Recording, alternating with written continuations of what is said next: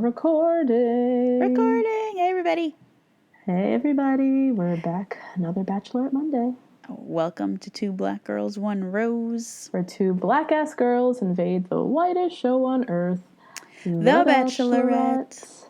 I'm Natasha. And I'm Justine. And we're back, and Luke P is still getting on everybody's goddamn nerves. He's still here, everybody.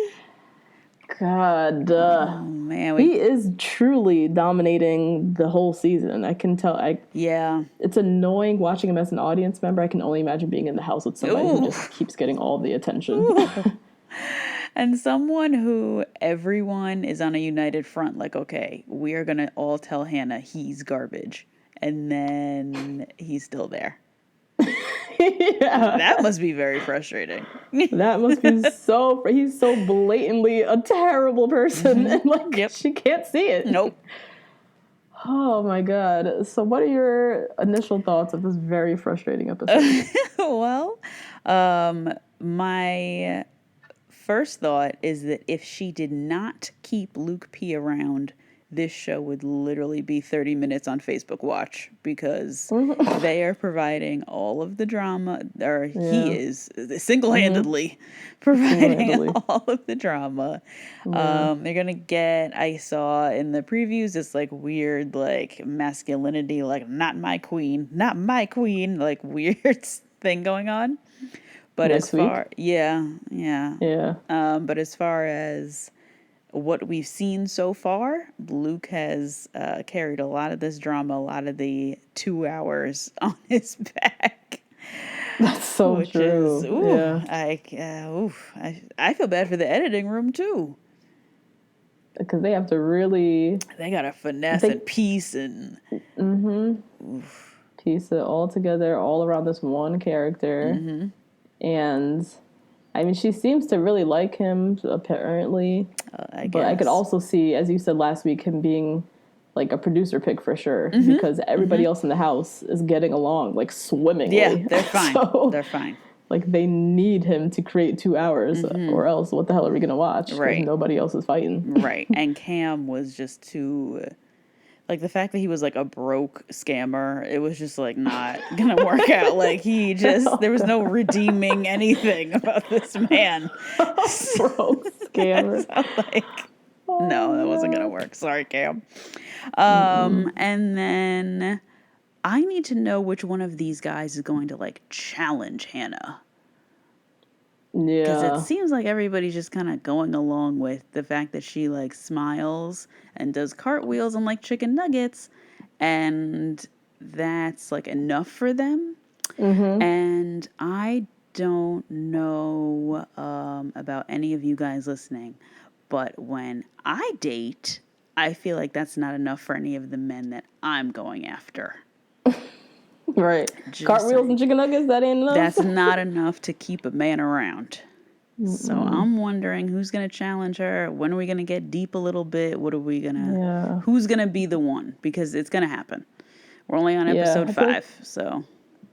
I feel like everyone is at the same level in their relationships. Yep. Talking about the same... There's no one who's, like, out-storied anyone. Nope. You know what I mean? Nope. Or outshone anyone. Or know something about her that the other guys don't.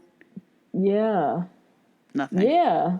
That's another one. Yeah, usually there's one person who somehow has gotten a story out of the lead or has gotten some insider info, and everyone knows Hannah at the exact same level right now. Yeah. And she seems to, like, really like everyone on the same level. Like, you're a great guy.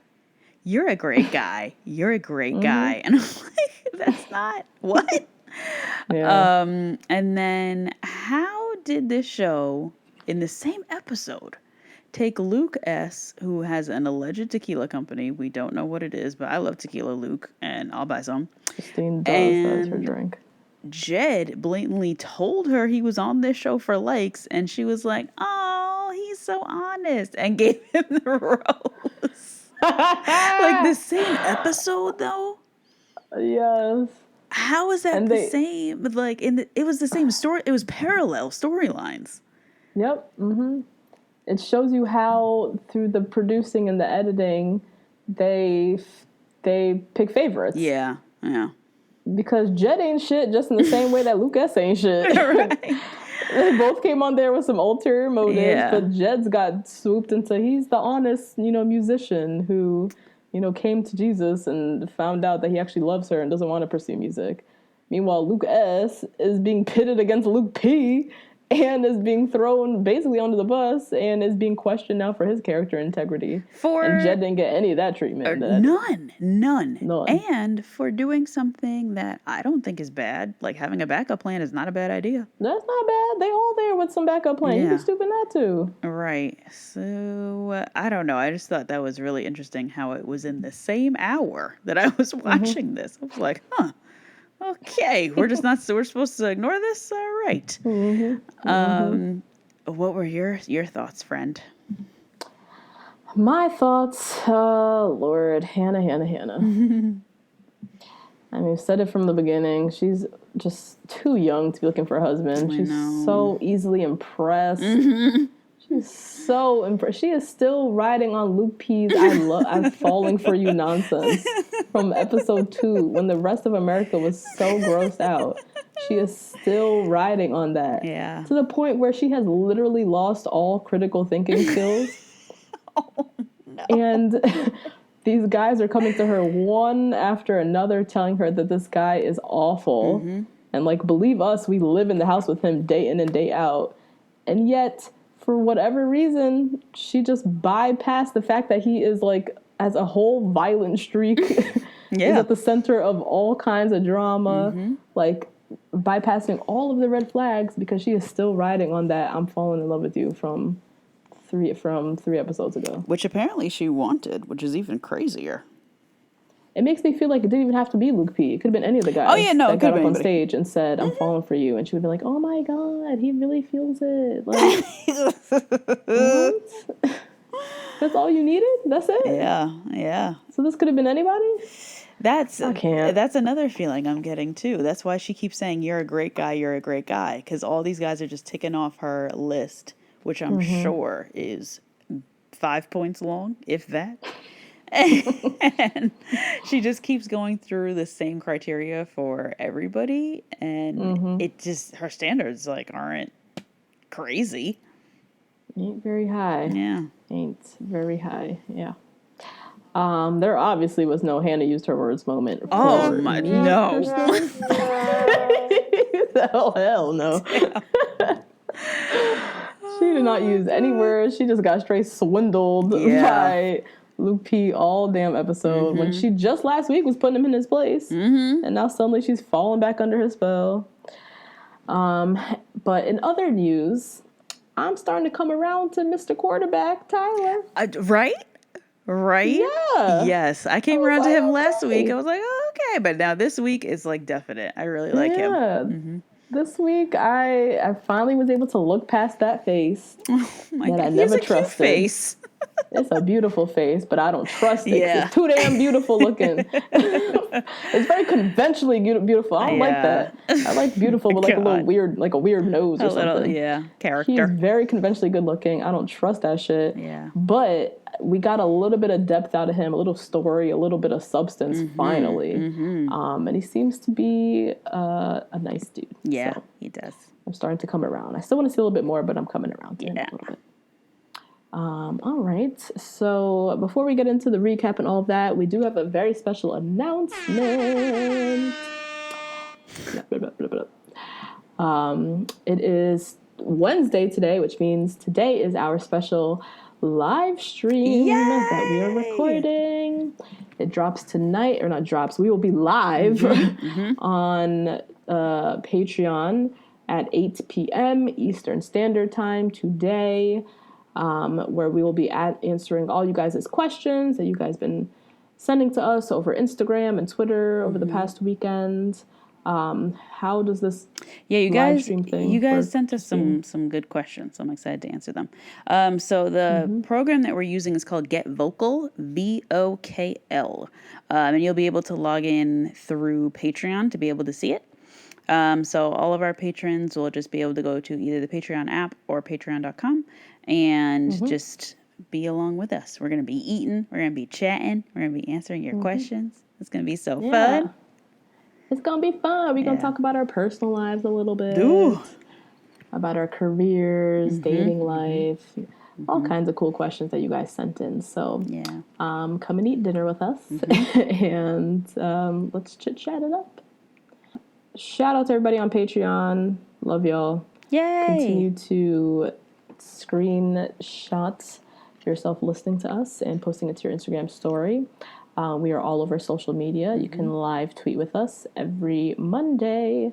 Our handle on Twitter is the number 2 BLK Girls, the number 1 Rose. And I think it was this week that we hit 1,000 patrons.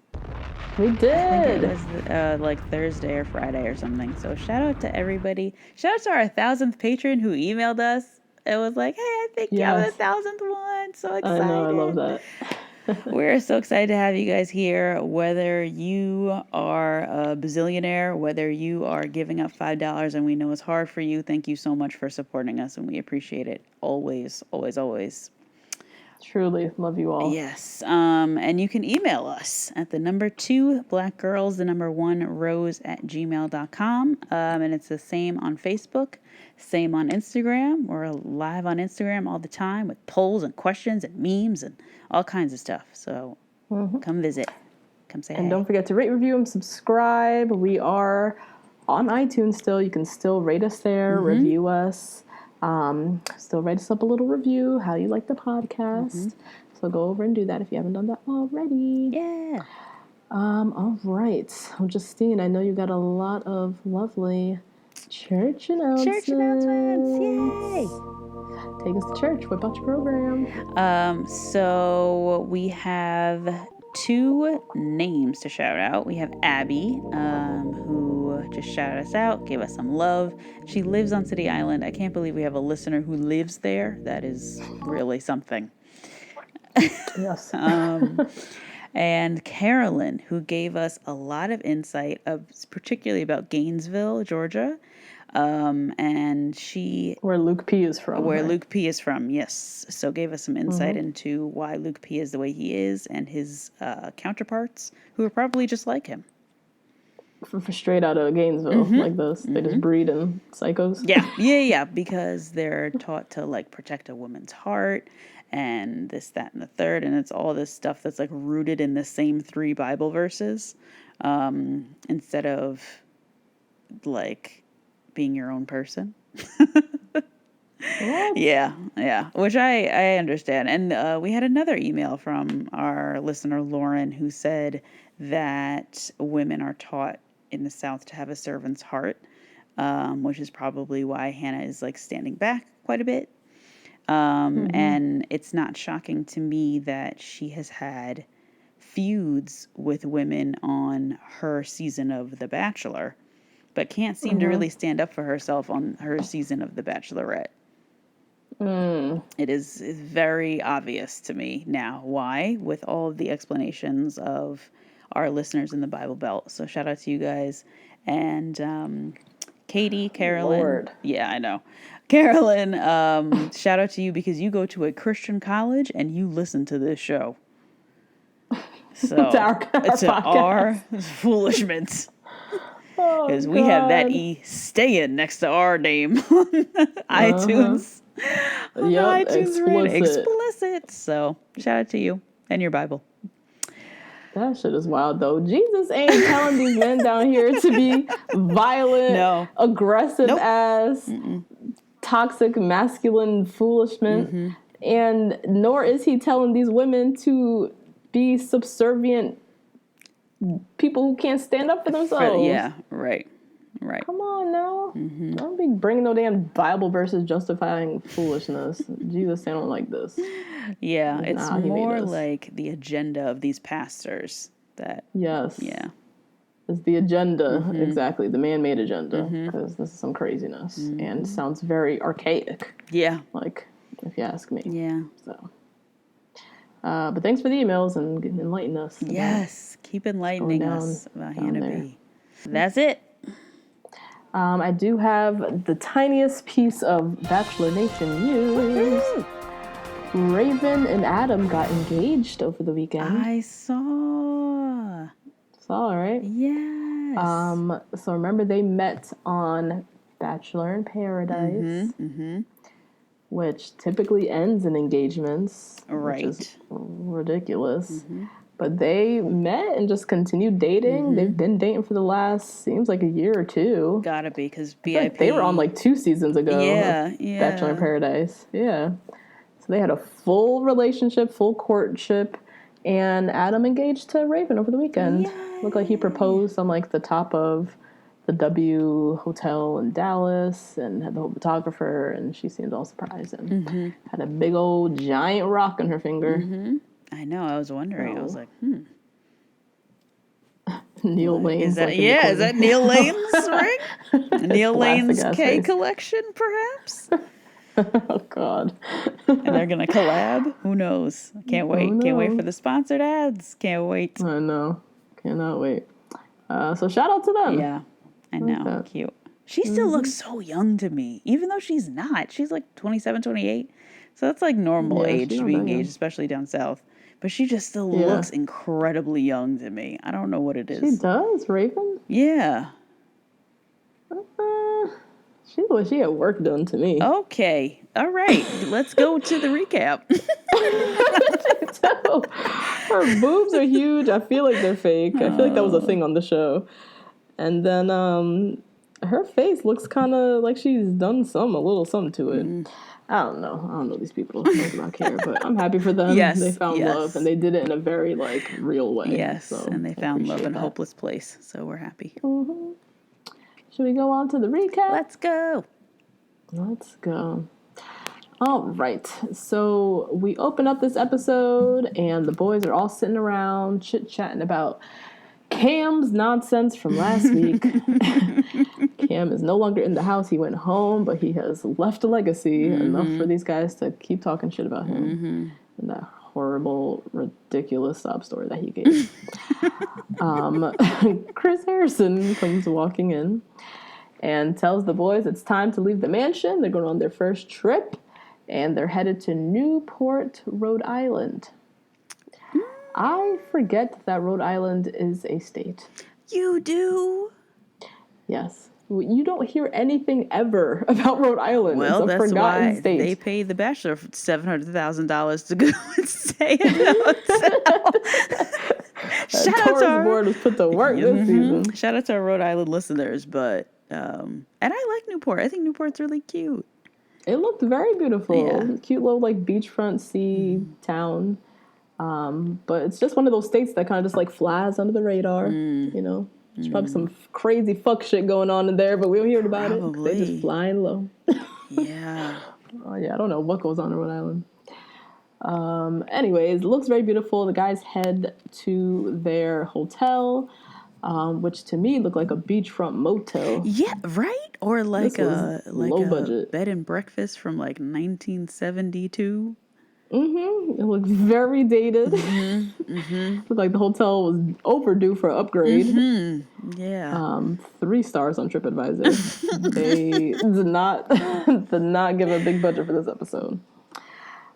Peter is out here lying, talking about this looks very romantic here. Stop. Also, Peter, you're still with 14 other guys. You know you don't want it to be romantic. Exactly. Stop. So they check into the hotel. First date card arrives, and it's a one-on-one date for Jed. Cutie.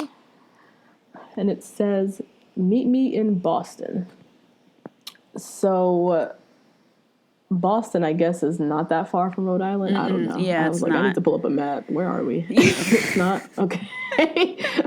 Like, because I thought we were in Rhode Island, or why are we going to Massachusetts? I know, that's what I thought. I was like, wait, are they in Boston? Did I just hear Rhode Island? No. Did I make that up? Definitely in Rhode Island. No, I guess it's not that far. Yeah. So they head to Boston. Hannah meets up with Jed. She is wearing a horrendous black leather jacket with just look like studs and sequins just vomited all over it. Everywhere. Did you see the person who tweeted it? No. That's a $1,500 jacket. It looks like anything that has like a whole bunch of studs like that. I assume is very pricey. Yeah. But was very ugly. It was Holston, I think. I would have definitely preferred her in like an All Saints jacket. Something like that's like known for a nice leather something moment. Yeah, just take out the studs. It looked very like nightlife, nightimey, not a daytime walking around in the seafood market, you know? Yeah, ooh, and definitely not in a seafood market. Ooh, no, yeah. Yeah. Hannah made me laugh though, so we're in Boston, which is, you have to remember the Boston Tea Party and all that shit that you learned in like 8th grade, like U.S. history. And she was struggling with the no taxation without representation, which even I was struggling in my head. I was like, God, I had no idea what she was talking about. I was like, girl, good for you for even knowing that there was a phrase. Oh God, that threw me all the way back to middle school. No taxation without representation. So anyways, Jed arrives for his date. She does the whole jump straddle. It wasn't a run jump HUD. It was just a standing jump straddle is what she did. For their date, they're just going to be walking around Boston. They head to a seafood market and they, I don't know, walk around, look at seafood, which is, I don't really know. When she said, she was like, I just wanted somebody on this date who's going to have some adventure with me. I was like, is this adventurous? Yeah, we're walking around a major city. Also, why did you have to go to Boston for this? Because I'm sure Newport, Rhode Island has some great seafood. That's a good point. Yeah, that's a really good point, actually, that you bring that up. Newport literally is on the water. It is seafood everywhere. Why are we in Boston at a seafood market? Like, did Boston beat out Rhode Island in the bid for this episode? For the ad money? Did Halo Top provide the money only for Boston and not for Rhode Island? What, like, there seems to be a very obvious, like, business decisions made here that don't coincide with the logic. Don't make sense. All the guys are back at the hotel in Newport and they're off in Boston. Very, very strange. Yeah. So yeah, they walk around the seafood market. Hannah's giving him a quote-unquote historical tour of Boston, where she's kind of making little jokes about like Ben Franklin and Paul Revere and all these people we learned about in middle school that nobody remembered after middle school. Nope. So. Nope. She keeps saying that she's having so much fun. She's so happy to be here with Jed.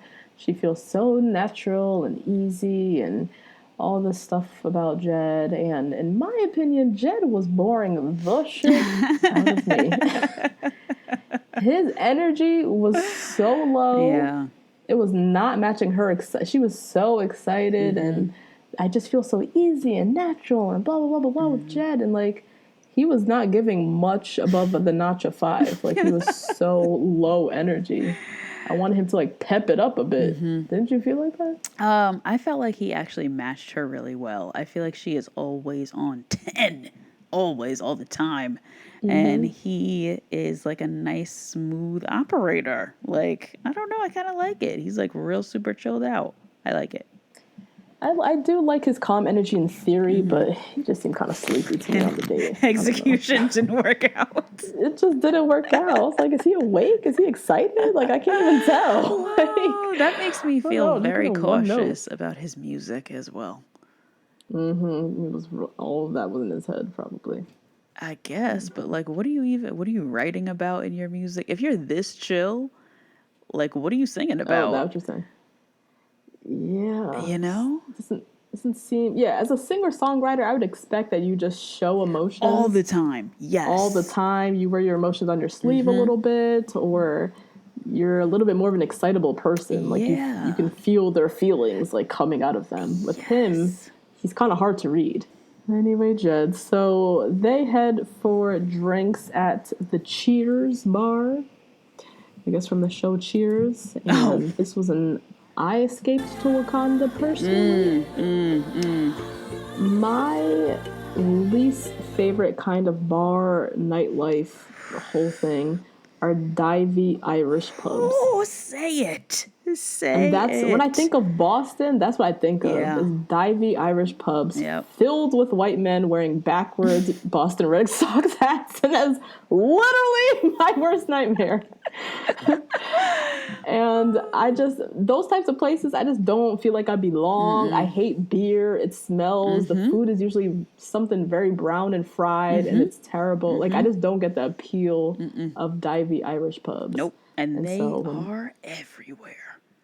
They're everywhere. Yeah. I feel like they're so cheap to operate because you just need to sell cheap beer, hang up some like dusty memorabilia up on the wall, hire some like I don't even know, like backpacker Irish people for like seasonal workers. Like it's very cheap to operate these places. Yeah, no overhead. I hate whenever I'm like going out with. Usually it's when I go out with like my grad school friends. Love them to death. But they are mostly of the white persuasion, and they love a divey bar, and I fucking hate those things. So, but anyways, they head into the Cheers bar, and Jed, he's saying he's never felt so effortless, that they gel so well, saying a lot of the same things Hannah was saying. Still not really feeling it from him, but I guess I'll take his word for it. And everybody in the bar is like chanting for them to kiss, kiss, and then they do it. So then they go walking in a park, and what do you know? Halo Top ice cream conveniently has a cart in the middle of this random like park, which they don't have in real life. But it's okay. I've never seen this little like ice cream truck. Not even a truck. I don't know what this was. It was like the little carts that the abuelas have when they sell fruits. Yeah. Except it was Halo Top, and it was a very obvious product placement. It was mad close-ups. So random and just like... I wish they could have integrated it in a less obvious way. It was just offensive how obvious the commercial was. And I guess Halo Top probably paid for like 5 minutes because they were talking about Halo Top for a while. So for a hot little minute. Yeah, and then there was a Halo Top commercial directly after. I was like, damn, Halo Top was paying bank. Oof. Sure was. Oh, man. So the next part of their date, she says she has a surprise for him, and they head to the Boston Celtics Auerbach Center, I guess is where they play. Whoa. Yeah, I was going to say the Celtics Stadium. I don't know nothing about basketball. And then they have these 2 players there, Terry Rozier and Jaylen Brown. Jaylen Brown, I know. Who are apparently big-time players. I don't know them, but... shout out. And they presented them with like custom jerseys, which is pretty cool. I would love to have a jersey. I don't care about basketball, but a jersey with my name on the back. Thank you. And they basically just like played basketball with the guys. Hannah at one point sits down with Jaylen and is trying to get advice from him. And why? I don't know, but he gave some words of wisdom that I feel like this girl needs to hear, because clearly all she's talking to is producers. Yeah. She ain't making good decisions. So he tells her, make sure you find somebody that makes you laugh, who respects you, who you can be yourself with, and who respects you for your flaws. Again, Hannah talks about how she doesn't have to work with Jed and how it's so natural. And like they just kept repeating the same things about Jed. Easy, natural, doesn't have to work for it. Meanwhile, back at the hotel, all the guys are sitting around. A date card arrives, and it's a group date this time. A big one. A big one. Everybody in the house is on the card except for our captain of the football team, quarterback Tyler, who we learn is going to be going on the other one-on-one date. Yep. Back on Jed's date, Hannah says he is exactly what she's wanted, and she's excited to see what else. So they meet up for the nighttime portion of their date, and this is when this shit got real shocking. It did. I've never seen something like this on any date, really. Yeah. So they sit for dinner, and Jed here, who's just, so sweet and so genuine and soft-spoken and calm, whatever. Yeah, right. Nice little bear. Nice little bear. Well, Jed here reveals that music is his passion. Mm-hmm. You know, he's a singer-songwriter. Yep. Said it's the one thing that comes natural to him. He's grown up watching his grandma play. You know, it's been really hard for him pursuing a music career because he's questioning whether it's the right thing to do, whether it's worth it to do. And then he flat out admits that he initially came on the show because he acknowledged it would be a platform for his music career. I love this. That shit was wild. I sat up like, did I actually hear what he just said? Did he literally just admit that he came on the show for his career? Mm-hmm, mm-hmm. Like, we all suspect that of the singer, songwriter, or actor, model guys, but for it to be said out loud, and from this guy who's been so low key and like not promoting his career like at all, yeah, was wild. I loved it. So he admits it, but then he kind of follows it up with, you know, now that he's been here and after meeting her, he knows that he now is here for her and wants to get to know her better and is falling for her and yada, yada, yada. Mm-hmm. Which to me made it seem like it was really the truth. It did. Yeah. So I have two thoughts. Okay. One, I mean, this is just wild. It's the first time that someone has flat out admitted that they came on the show for the perks. So I think it's interesting that they can no longer deny that people come on the show for other reasons. Mm-hmm. These people are blowing up on social media. They are selling all kinds of foolishness. They're becoming millionaires in their own right. Mm-hmm. And there's no denying that there are lots of goodies that come with being on the show. Yep. So it was interesting to see them actually put on air someone admitting that. Especially a white country singer, too. The white country singer, exactly. Really well. Second thing is, which made me feel kind of like, I don't know, I feel kind of weird about the dude now, is he said he initially came on the show for his career. Mm-hmm. We have to keep in mind, he just got on the show like 2 weeks ago. He still has only spent very minimal time with this girl. Mm-hmm. How is he suddenly like so here for the right reasons? Yeah. Like now, you know, initially 5 days ago, I was here for my career. Now, after spending 35 minutes with you, I'm here for you. Like, what? Come on, Jed. Come on, bro. Come on. I guess, yeah. I mean, it felt genuine. You have to appreciate the honesty. Yes. I think that's what she was seeing. I feel like that's what a lot of people who are still Team Jed are seeing. I still see it too. He seems like a nice guy. He probably does really like her. Yeah. But I still can't get past that. You have not been here this long. How have you suddenly changed course and now you realize that it's not the career that you're here for? You're here for her. Yeah, and he's always been a front runner, so I'm guessing the time they spent together is really great. Okay. But to go from I'm just here for my career, I'm going to coast on the sidelines and make sure that whoever is doing my marketing strategy back home is getting it done, to I want to marry you in 6 weeks. Yeah. Something ain't right. Something ain't right. It ain't all kosher, Mr. Jed. Yeah. But he's getting away with it because he's sweet little Jed. Mm-hmm. And Hannah, she didn't even blink an eye. She literally did not even blink an eye.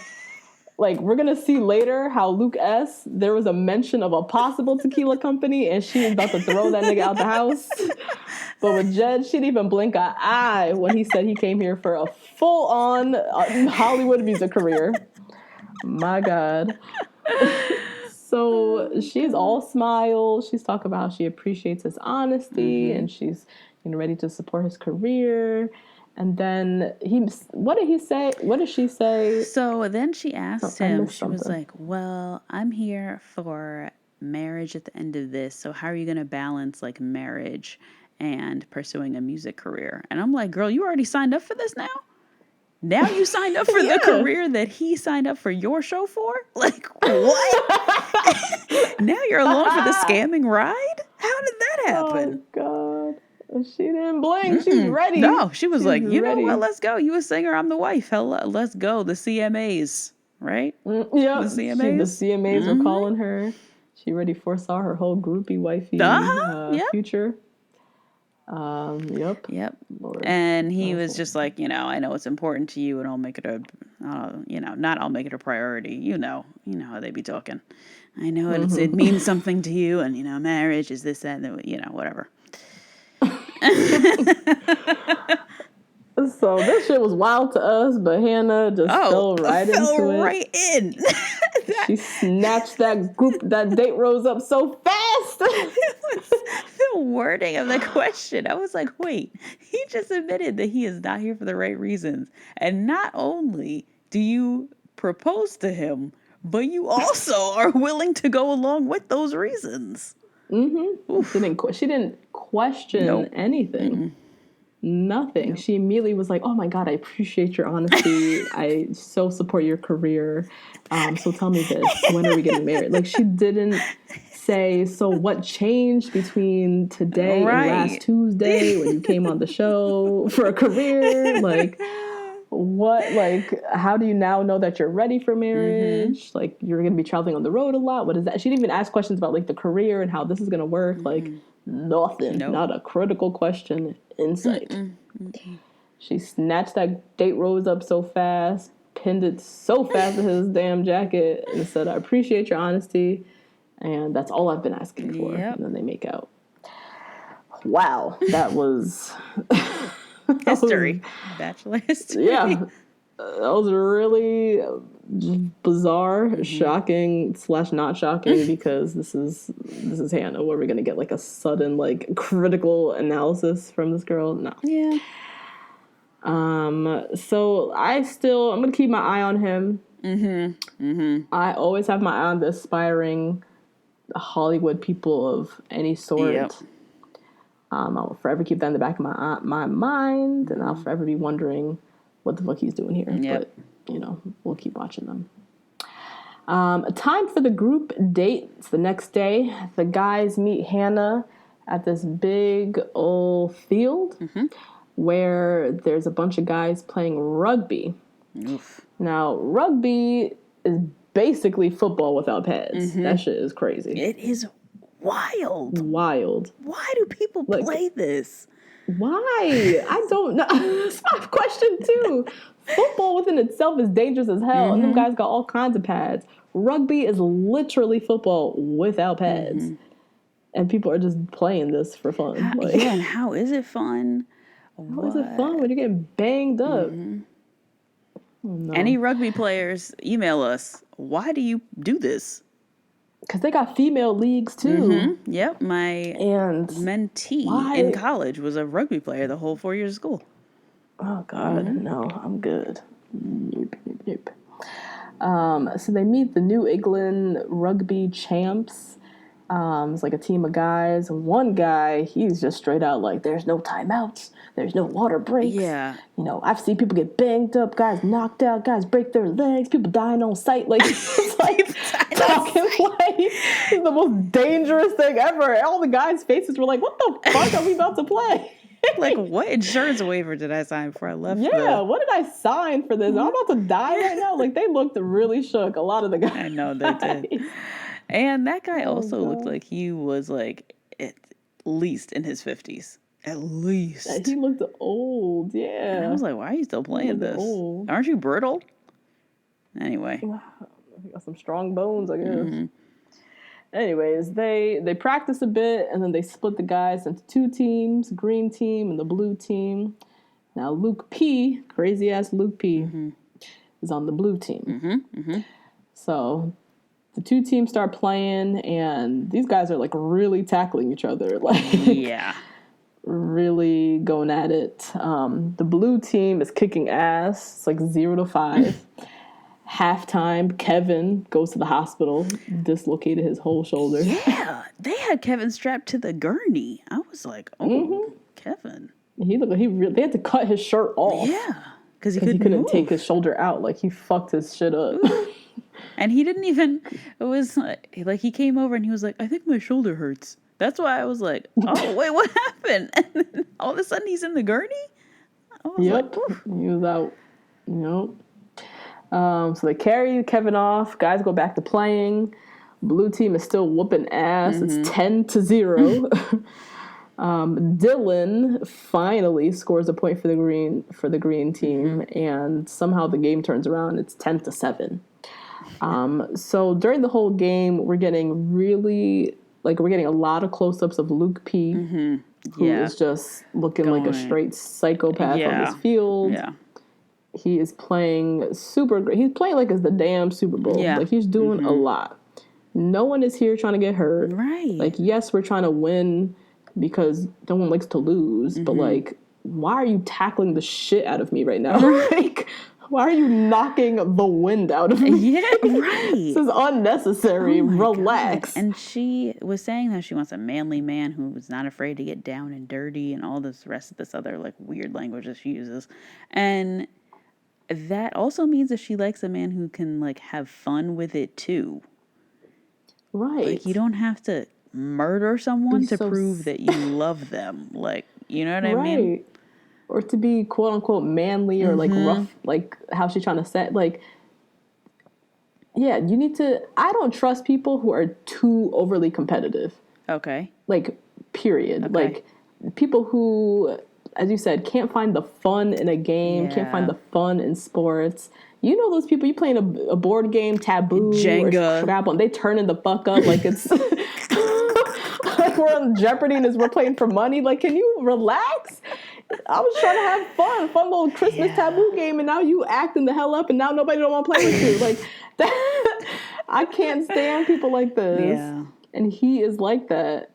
And for her, it's like, I don't know, I feel like for her, she would justify it as, oh, he's trying really hard. He's like really competitive. It shows he's athletic and in her mind, quote unquote, manly. But it's like, no, that's also just like a character flaw. Right. Like, you're doing the absolute most. Because what if he plays, oh my God, now I'm thinking of the Blackish episode, Monopoly episode. But what if he's like playing with your kids and like doesn't know how to, or your nieces and nephews and like, or your dad and like doesn't know how to turn that off and hurt somebody? Yes. Like, no. He seems like he's going to be that dad who's playing football, like catch with his son outside for hours. Yep. Until his son like throws the spiral correctly and the poor kid's hands are bleeding. Yep. He's fucking pissed. Dad, I want to go inside. He's like, no. Like, he seems like that type. Like, he needs to relax. Yeah. Relax. Yeah. Find the fun in the game. It's a game at the end of the day. Right. Jesus. So Luke P is just getting out of hand. Grant says it best. He said, blood, sweat, and tears might have been taken a little too literally today. Because Luke P is literally out for blood. Now, off camera, of course, the camera conveniently swings away when this incident happens. So Luke P, like, tackles Luke S. Yeah. Or that's what kind of seems like it happens off camera, and then we learn from Luke S. and the other guys were talking how Luke P basically body slammed him and then kneed him in the face. Which I can't even, like, picturing how that looks is so scary. It was wild. When they kept saying that, I was like, he body slammed you and kneed your ass in the face? God damn! That shit looks. I would expect his face to be all bloodied and stuff, and he looks fine. Yeah. But he looked like he got roughed the hell up by Luke P. And the way he was talking about it too, like, Luke S just looks like he would be good in like a Soul Cycle class or like Orange Theory or a Flywheel maybe. But like this contact sport stuff, nah, this ain't for him. Nah, them and those curls, nope. Them and those curls. And he has that political career to get back to. He can't be walking around with no dinged up body. No, the face is the moneymaker. Exactly. So yeah, Luke P was just doing too much with Luke S. He tried to apologize to him at the end of the game, and Luke S was just not having it and walked away with the boys. They were all kind of like, trying to calm him down or whatever. So, time for the nighttime portion of the group date. Miss Hannah B, Lord, what the hell she had on? She looked like Fucking Xenon girl of the 21st century. I loved this so much. Justine! Loved. You know what? Because I love a commitment. And this was a commitment. She had on a crazy glittery shoe, no top underneath the suit, shoulder pads going. It was metallic. She had on a metallic blue silver smoky eye. She had straight hair, matte face. I thought I loved it because it was a head to toe look. It was ridiculous. I loved it so much. A modern day, like, Martian or what? I don't even know. Someone described her as awful. Elton John's microphone, which I think they were trying to be mean, but I was like, yes. Oh God, Justine, get out of here! This outfit was ridiculous. I loved it so much. I don't know where you would go in this. No, anywhere. Goodbye. To ShopRite. Nowhere. And with the no shirt underneath, with the boob tape, just gluing down the silver blazer. Yes, no, Hannah. I can't. So she greets all the guys. Kevin is still in the hospital. He got his shoulder popped back in. Missing the damn group date after party. So Hannah, she heard about the little scuffle between Luke P. Luke S. And she pulls Luke P. first. Yeah. So she pulls Luke P. first, and he admits he had an incident with Luke S., but he claims that Luke S. tried to swing on him, and he defended himself. Do you always look at him and think he's guilty of something? Doesn't he constantly look like he is guilty? Yes. He always looks like he's in the wrong. He always looks like, what did they do? Swallow the canary or whatever the hell that phrase is? Like, he always looks like, because his eyes are like wide. He's looking around. His eyebrows are up. I don't know. And I don't know why she can't see that. I don't get it either. He's not a good liar. You can see the lie all up in his eyes. He looks like a little kid who has a brownie behind their back and they weren't supposed to eat chocolate. Yeah, with chocolate dripping down his damn lip, talking about he ain't eat the damn brownie. That's what he looked like. And she, for whatever reason, don't see the crumbs. This don't make no sense. Somehow she's the only one. Oh my God. So he tells her a straight lie, talk about Luke S. tried to swing on him. And she's just like, my emotions are just so high when I'm with him. And, she asks him if he's had any other incidents with any other guys in the house. And he claims no. And then talks a whole bunch of bullshit, trying to, assure her that everything is fine, blah, blah, blah, blah. So then Luke P., in an effort to continue to defend himself and now throw Luke S. under the bus, tells Hannah that he himself has actually seen some red flags come up with Luke S. And she's like, what? Tell me, be honest. And he tells her that Luke S. is always talking about his brand and how he has a tequila liquor company that he's always talking about in the house. And he's actually never heard him talk about Hannah. And it's like, I would never lie to you about this. And Hannah's just eating all of this up and is so concerned now about Luke S.'s intentions. It's like, are you fucking kidding? Why can't Luke get the same treatment as Jed? Thank you. I cannot. So Hannah then pulls Luke S. next and to get his side of the rugby incident. And he tells her that Luke P. body slammed me. And she shit just sounds so... It sounds crazy because he's walking and talking. I'm like, if this man really body slammed you, I feel like you would die. You would die. And then he needs you in the head for the cherry on top. What? Are you okay? That guy's a big ass dude. Yeah, he is very large. But nonetheless, that's his story. It's the same consistent story that he told from the rugby field. And he said, he's like, look, a lot of us are irritated with Luke P. First, he tells you that he was in love with you after 2 days. Then the next day he was not getting his way and he talked about he wanted to go home and was falling out of love. And then today he body slams me. And he flat out tells her, I urge you to talk to the other guys about him. Yeah. because he like knows like everyone will co-sign everything he's saying right now. And so Hannah then, she confronts him about his alleged tequila brands. And she's like, well, Luke P told me something a little bit concerning about you, and brings it up with him. And Luke basically has to defend himself against this foolishness and says that, he's really there for her. And we learn in his confessional that his tequila business isn't even a business. It's like an idea that he was like talking about with people. And suddenly it's a full-fledged brand that he's trying to promote, which Luke P was just straight lying about, it sounds like.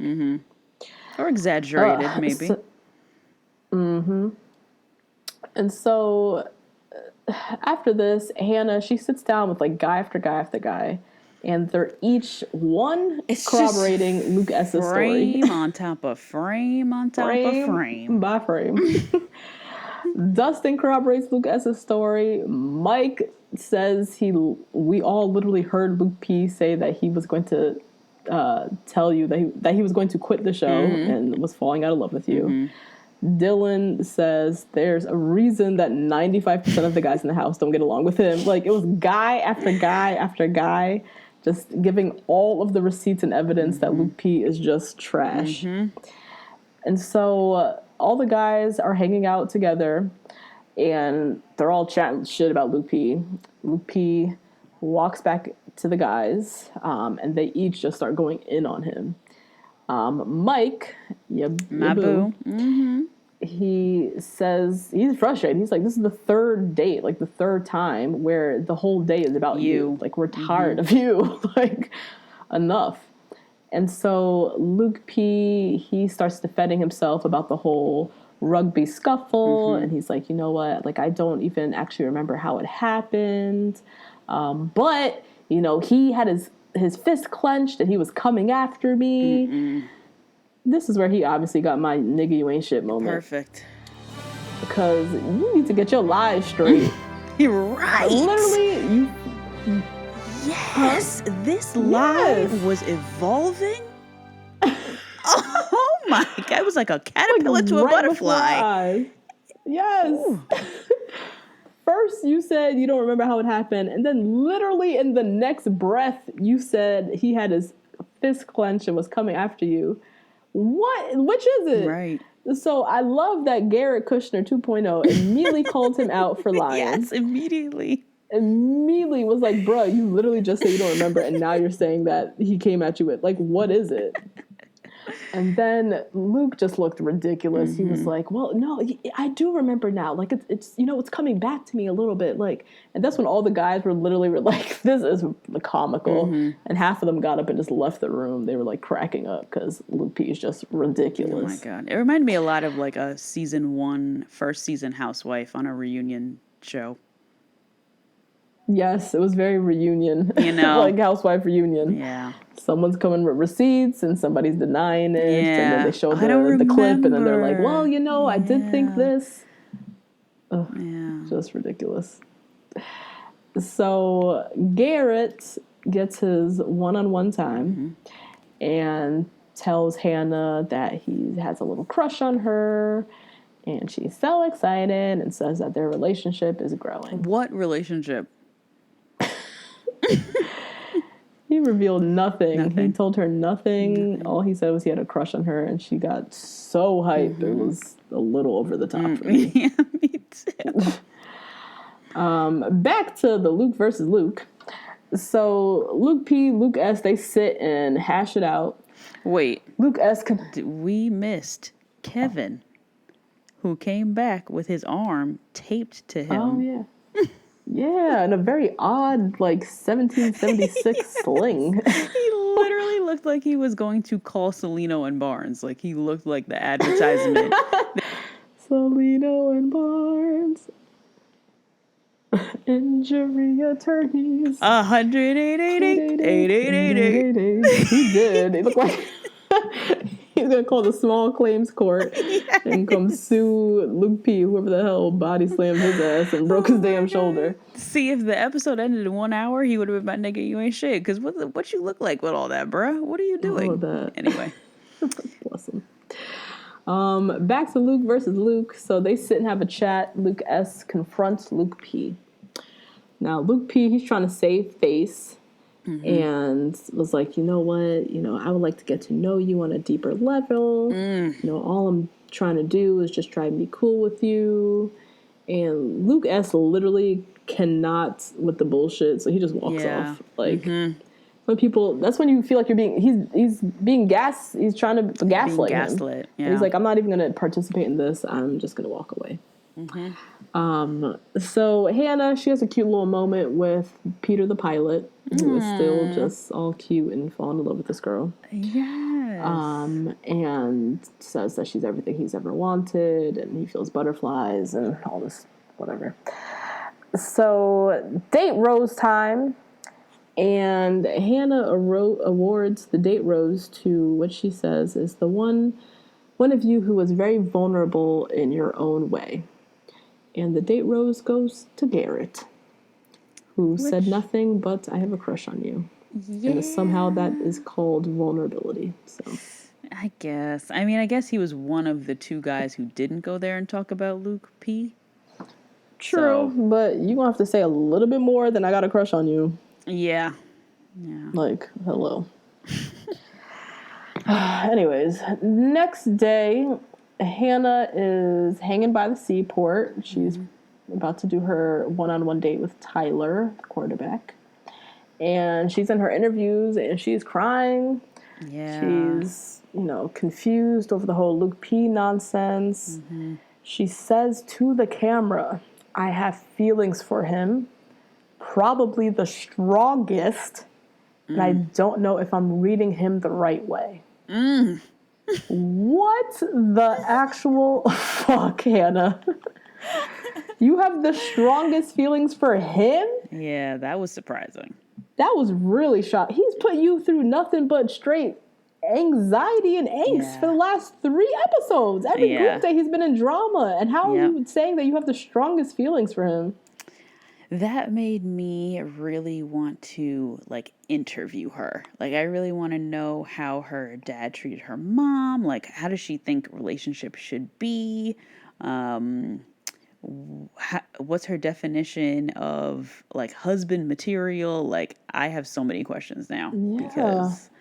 there's a lot of context we're missing, I feel like. Yeah. She's just looking crazy. And I feel like history, because if you're attracted to somebody like that on the deepest level, that says something about you and your preferences and how you've lived your lifestyle previously. So I'd like to know more. Yeah. And this is what's so fresh. We have no context into her at all. Yeah. We have no insight into her past relationships aside from that one little conversation she had with Colton last season where she was talking about her boyfriend who... Oh, right. She lost her virginity to, and then she felt bad for it or some shit afterward. Yeah. I don't know. We know nothing about her relationship with her dad or her relationship between her parents. Right. We have no idea why she is so head over heels for Luke P, of all people. She just is out here looking nuts. Yeah. Yeah. And I felt bad because I feel like every bachelorette has this moment where they go on a one-on-one the day after the guys were acting a fool. And they're just a sobbing mess. This happened to Becca. Pretty sure this happened to Rachel. Yeah. But it's the guy that she's having this fit over that makes me not want to feel bad for her. Right. Very little sympathy. So anyway, she's feeling all these feels, and meanwhile she has a date with Tyler, who walks up in true Tyler form, head cocked to the side, saying, "What up, girl?" I can't. I love it. I didn't love it yet. Yeah. At this point in the episode, I'm still like, fuck this dude. So her energy is noticeably really down, and she sits with Tyler and tells him that, she really wants to have fun, but honestly, she's not feeling very fun right now. Talking about how, yesterday was a lot, all the drama and stuff. And Tyler, he had some nice words. I really appreciated what he said. He said, you're going to make... This whole experience is going to make you better at the end of the day. You're going to come out more amazing at the end of this, and you're going to be with an amazing person. and, said to her, I just want to show you that I'm the guy that can make you feel better and fix you up. Yeah. And I thought that was kind, because kind. Obviously being the lead, is hard. You're dealing with, so many people, so many emotions. You don't have any friends or family to, talk you through it. But it was nice to get a reminder that, at the end of this experience, you're going to come out okay. You're going to come out having learned so much about yourself. Yeah. And then the perk is, at the end, hopefully you find somebody that you can have, a real connection with. So, well said, Tyler C. So for their date, they hop on a boat and they're going lobster fishing, lobster trapping. I thought that was kind of cool. They look kind of cool. It's the deadliest catch date, minus the craziness of the deadliest catch. You ever seen that show? No. It's wild. Oh really? My God. The people that fish lobster and crabs and stuff, they go out into the deep oceans of Alaska or whatever, where it is rocky as hell. There's mad waves. Ooh. And it's just wild. It looks like fucking, I don't even know, their boat almost is capsized all the time. Oh my God. By these crazy waves that are rushing, all so they can catch lobster and shit that we eat as luxuries all the time. These guys are out here fucking killing themselves in cold ass water, with all these crazy machinery, catching the shit. I don't know, made me really appreciate lobster people. Yeah, lobster is good though. Thank you. It is so good. So good. It's not easy to catch though. So anyways, they go out on this boat and they're going lobster fishing. And then they get to eat the lobster that they catch, which is really cool. And they do have a really fun day. He makes her laugh, and he was just being really patient, comforting, and all that good stuff all day, which is nice. For the nighttime portion of their date, they head to dinner at the White Horse Tavern. Founded in 1673. Whoa. Yeah, shit is old. Yeah. I don't like being in places in America that are that old. Yeah, because the spirits that are there, I don't know about them. Because if we go back in time, people that look like us ain't walk around with much rights. So I don't feel like my spirit doesn't belong here. And most likely built it. And are working it. Yeah. Ooh, just talking about it. Ain't for me. Yeah. But Miss Hannah and Tyler walked in there all nice and easy. And Hannah tells Tyler that, I was really excited it was you today. I know, you notice that they say that a lot. It makes me wonder if they have if they know ahead of time who's going on. If they have any say in who's going on each of the dates. This is one question I've never we never clarified with any of our interviewees. But she was like, yeah, I'm so excited it was you today. Because he was able to calm her down and have fun with her and blah, blah, blah, blah. So she admits that she too was not so sure about that face of his, and said that she thought that he was a player, and it made, he made her immediately want to put a wall up with him, which understandably so. You see somebody look like that, it's like, I wonder your intentions. Yeah, right. In real life or The Bachelorette. Or The Bachelor, exactly, because this face is too damn pretty. Yeah. So, she flat out asks him, what were your intentions coming into this experience? And Tyler gave a very interesting story. Finally saw some depth to him. He admitted that he almost didn't come on the show because his dad almost died 2 months before. He came out for the show, and he said his dad, he didn't really say what his dad was going through, but he was, something very serious. He was in the hospital. He was in a coma for 10 days. He had to sign away his right, all kind of craziness. Scary.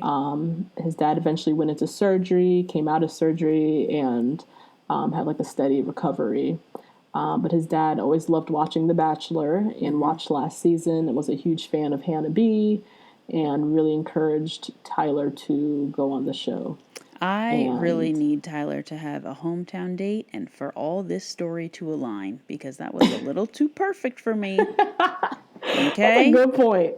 That was a really good point. That I was listening to him and I was like, damn, your dad was in a coma. He had to sign away his rights. And then when he was like, we would watch The Bachelorette together, I was like, would you? Really? Right. Your dad also watched The Bachelor and encouraged you to go on the show right after his recovery from a very crazy like Yeah, I don't know. it was a picture perfect story. Yeah, and I need them to get back to hometowns, him be the first hometown. Okay, no room for planning and Prep. plotting. Yeah. Okay. Yeah, I need That's true. some evidence here because that was Still don't trust his face. It's not even his face. It wouldn't matter who that was. That is a very unlikely story. It could be it was a very picture perfect story that Yes, right. if it is in fact, it's like, wow, okay, then you really were meant to be here. Yes. Yeah. Yeah. Oh boy. I don't know.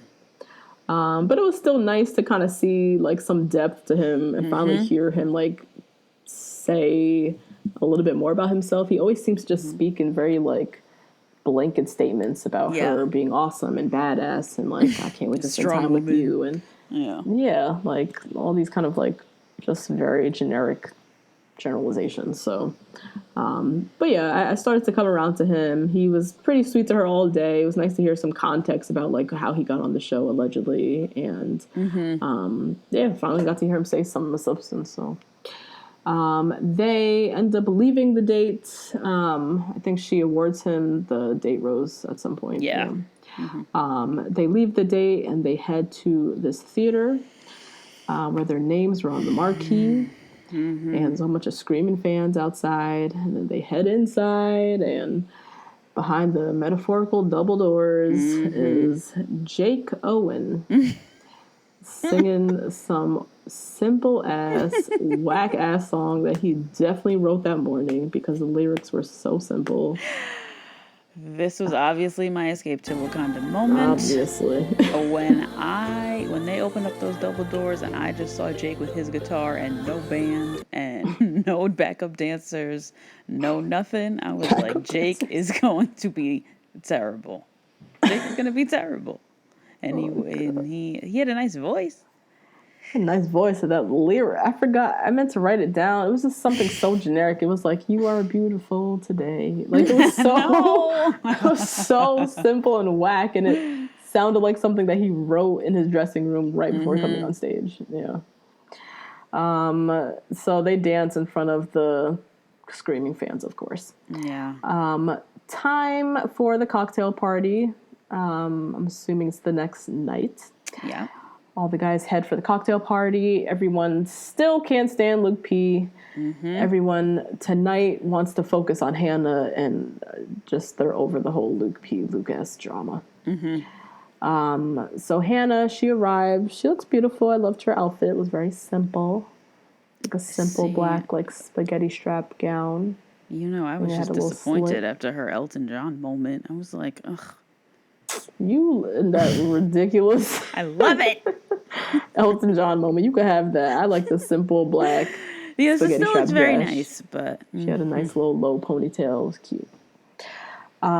So Hannah sits with Peter first. Peter is wearing a terrible bright pink shirt. Yeah. Loud as shit. It was not cute. He asks her to officially be his girlfriend. That was so cute. Despite the fact that she has 14 others in the house. But okay, y'all can play this game.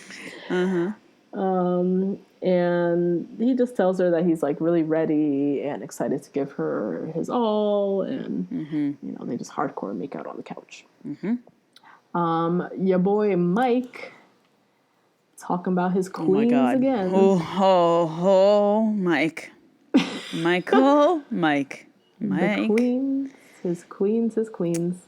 So, what was so weird about this, I thought, was how he said he could see her being his fourth and last queen and did not say why. did not say what she had in common with the other 3 queens.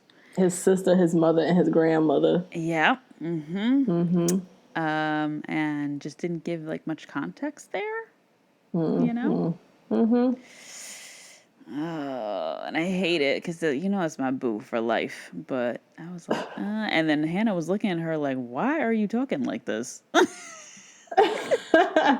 She was looking at him like that? She was looking at him like that, yeah. She that was the first time she's heard the term queen. Yeah, probably. She looked very confused, but was like, had that smile on, but like still very confused. Yeah, I don't know. The queen thing, I never really liked that terminology. Just sounds corny.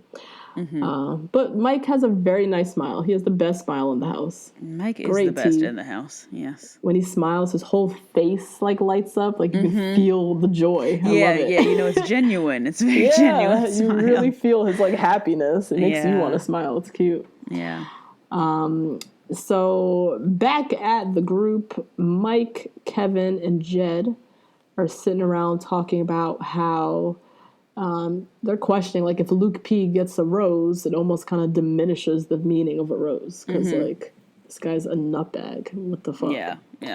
So as they're talking about this, of course, Luke P comes walking right up. And Mike immediately confronts him and says straight out, like, you're the cause of her not being her happiest right now. Yeah.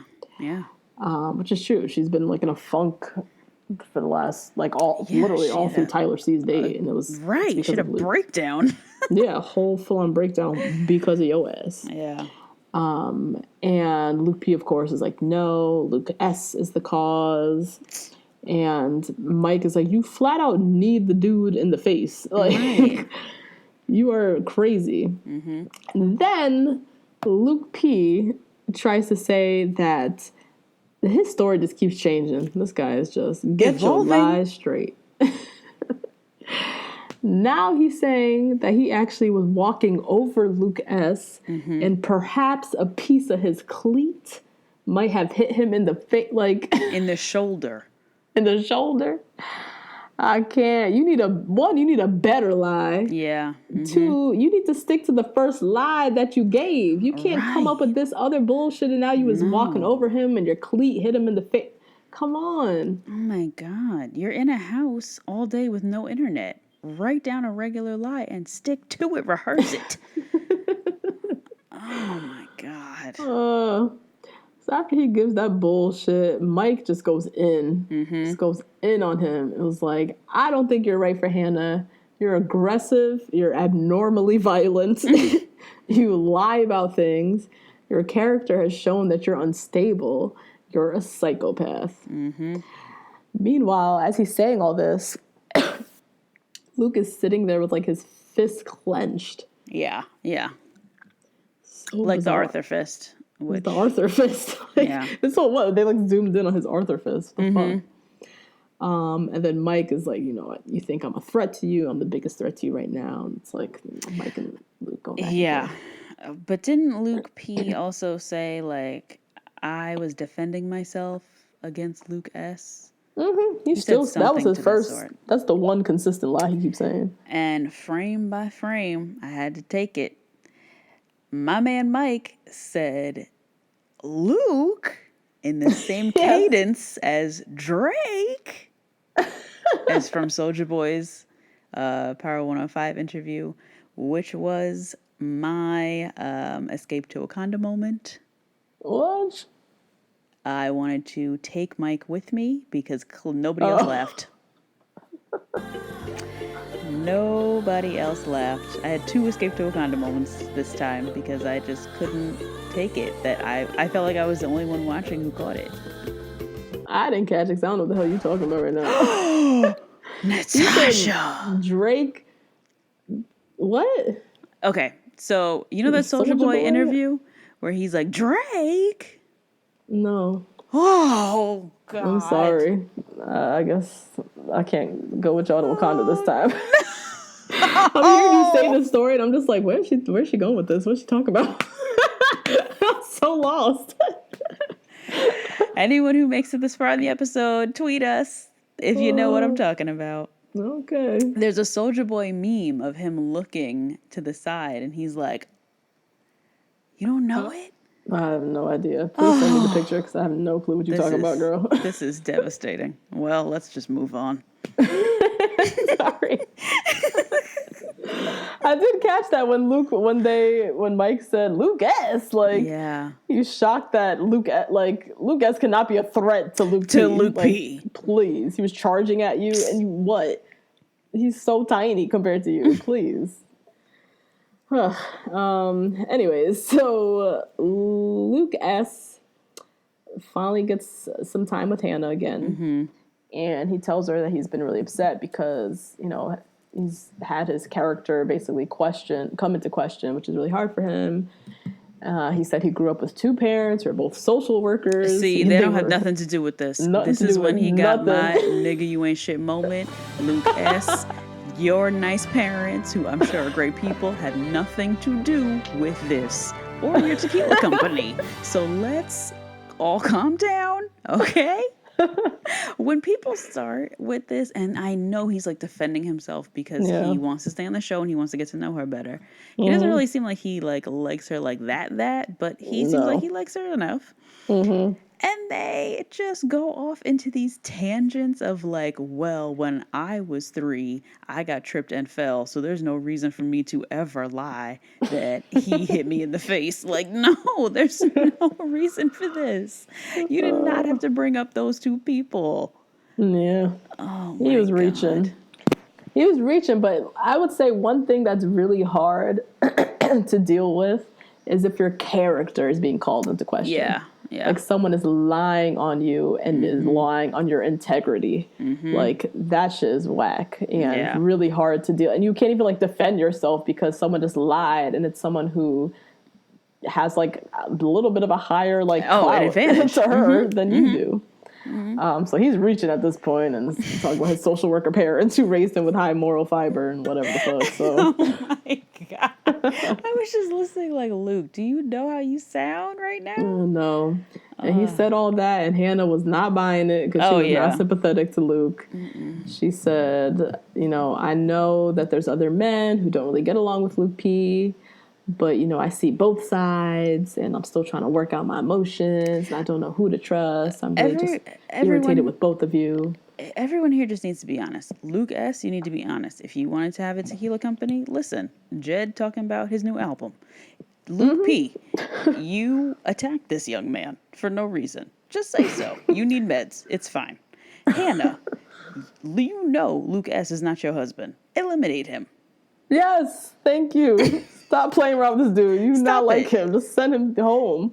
But the thing is, if she sends him home, she has to send home Luke P. too. Right, yes. Because she knows she's going to look crazy. That's why she's trying to at least still give him a chance at the same time. So, but either way, she is not into him. She's not buying anything he's saying. She flat out tells him that she's irritated with both of them. So Luke S., he's in his interview just very frustrated, and he's like, that conversation was very alarming, and it seems like she's siding with Luke P. So he fucking hates life right now.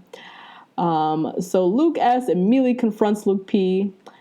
Specifically about the tequila thing, bringing up the tequila company, and he does it in front of all of the guys, which is very smart. And he flat out says to Luke P., like, do you actually think I'm here for that? Like, you actually think I'm here to promote a company?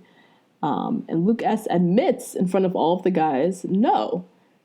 And he tells them that he's going to tell Hannah that he thinks Luke S. is here for the right reasons. So meanwhile, Jed is still silent. I just want to point that out. Yes. Jed, who told his own damn narrative of being here for some bullshit, is sitting there with a rose pinned to his lapel. And a mouth zip shut. Meanwhile, poor Luke S. is trying to defend himself against the bring his parents into this idea that he said one time in a fucking interview, and Luke P. walked by the door and heard it, and now he's trying to like defend himself against this foolishness. Oh my God. So Garrett now made a really great point when Luke P said that he was going to go tell Hannah that Luke S is actually here for the right reasons. Garrett was like, hold up now. You can't just suddenly go up there and say, you know, Luke S is here for the right reasons. You have to say that what you said before was wrong. Yes. Yes, you have to go back on what you said, which was a great point. But I knew immediately that Luke P was not going to do this. No. Because he would look ridiculous going up there and being like, well, actually, I lied before. Luke S actually is a great guy. Like, there's no way that he was going to word it in this way. Yeah. But Luke P verified to the guys that he was going to, you know, make this right and go back and tell Hannah, you know, that all was good with Luke S. So Luke P goes and chats with Hannah. And this dude is terrible. He's just a terrible person. Yeah. He says, you know, the last person I want to talk to you about right now is Luke S. And, you know, he asked me to come up here and put in a good word for you. And, you know, in my opinion, my mind hasn't changed about him. So this dude is so slimy and manipulative. He is. Because none of that was a lie. None of that was a lie. But the way he worded it. Yeah. Was terrible. Yep. So Hannah, she in her confessional was like, this is so crazy. Like the last time Luke S was saying Luke P was a monster. Now Luke S is telling Luke P to come and put in a good word for me. So it's just continuing to make Luke S look terrible. Yeah. Like his whole character is getting buried right now in Hannah's eyes. So now Hannah confronts Luke S. And Luke S., he did not do a very good job of defending himself at all. Yeah, for someone in politics, I was like, don't you know how to spin this a little bit better? But Put no spin on it. And basically just sat there looking like a bumbling idiot and was like, no, that's not what I told him to say, blah, blah, blah, blah. Like, didn't really do a good job. So now Luke S. goes back and confronts Luke P. again in front of all of the guys.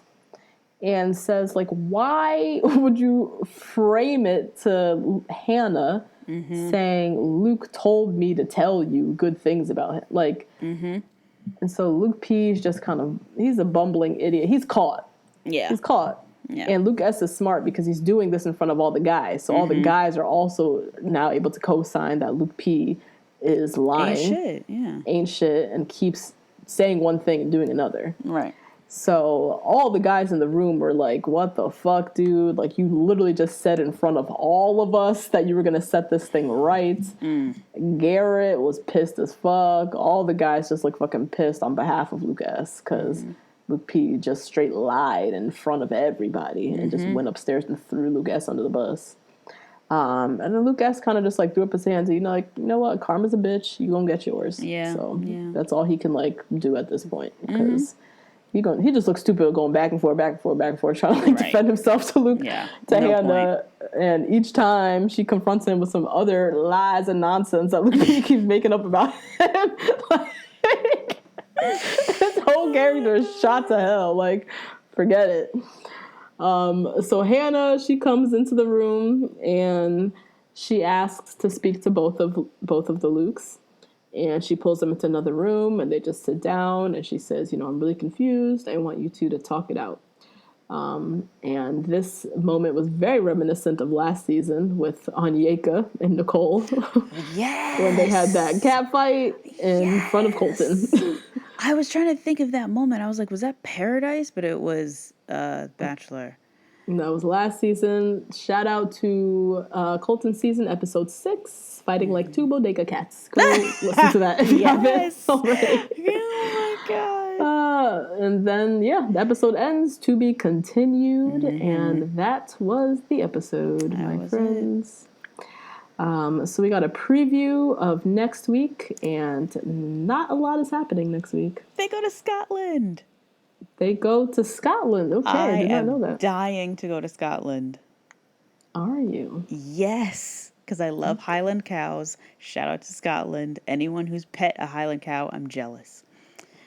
Oh, you do be talking about these cows, Justine. I It love just them. hit me. I was like, what's she talking about? Them damn cows that you always be talking about. You made me Google one time. I was like, I can't. Oh my God. I'm glad you're excited because this episode next week looks dry as hell. Yeah, it looks like a repeat of this episode. Yeah, it was like more footage of the Luke S foolishness. We have Luke P saying that he's at his breaking point. Then it looks like Peter's gonna get a one-on-one date, Peter the pilot. And then we got some, looks like very manufactured potential drama with Jed calling Tyler a snake. But it didn't really look like, it looked like a lot of like Franken editing going on. They're piecing something together, but I don't even know if it actually looks like much. So, yeah, that was the episode. Yeah, we'll see. We'll see. But yeah, anyways, tune in tonight for our live stream. Q&A. Head on over to Patreon. We'll be there at 8 p.m. Eastern Standard Time to answer all y'all questions. Bring your dinner, come eat with us, and we'll, have some fun together. And yeah, don't forget to rate, review, subscribe. Hit us up on Twitter, email, Facebook, Instagram. Screenshot Patreon yourself listening to our podcast and tag it in your story. Share us with the world. And we'll be back next week. Yes, for all 1,000 of you. We hit it. Woohoo! Woohoo! We love y'all. All right, guys. And bye. Bye. Should I just